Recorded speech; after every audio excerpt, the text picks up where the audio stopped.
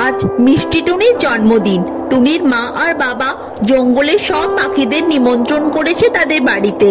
সবাই মিলে খুব মজা করছে। টুনি যখন কেক কাটতে শুরু করলো তখনই কোথা থেকে ভয়ঙ্কর দেখতে এক পাখি এলো টুনিদের বাড়িতে। সে বলল, তোমরা সবাই মিলে মজা করছো, আনন্দ করছো, তাই আমি এখানে এলাম। আমিও তোমাদের সাথে আনন্দ করতে চাই। সেই ভয়ঙ্কর দেখতে পাখিটিকে দেখে সবাই ভীষণ ভয় পেয়ে গেল। ছোট্ট মিষ্টি টুনি কিন্তু একটুও ভয় পেল না।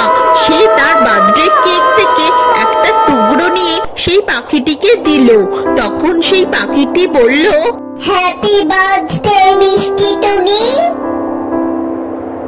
আজকের গল্প ধবলির পুনর্জীবন লাভ।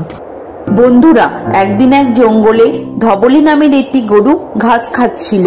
একটি বাঘের নজর পড়ল সেই গরুটার দিকে। হঠাৎ করে বাঘ গরুটাকে আক্রমণ করে বসল এবং তাকে মেরে খেতে শুরু করে দিল। ঠিক সেই সময়ই সেই জায়গাতে ধবলির স্ত্রী কুসুম এলো এবং সব ঘটনা দেখে খুব ভয় পেয়ে গেল। কুসুম তখন মন প্রাণ দিয়ে তার বন্ধু ছোট্ট পরীকে ডাকতে থাকলো তার স্বামীকে এই বিপদ থেকে রক্ষা করার জন্য। ছোট্ট পরী এলে কুসুম তাকে সব ঘটনা খুলে বলল। তখন ছোট্ট পরী বাঘটিকে ভয় দেখাতে শুরু করলো।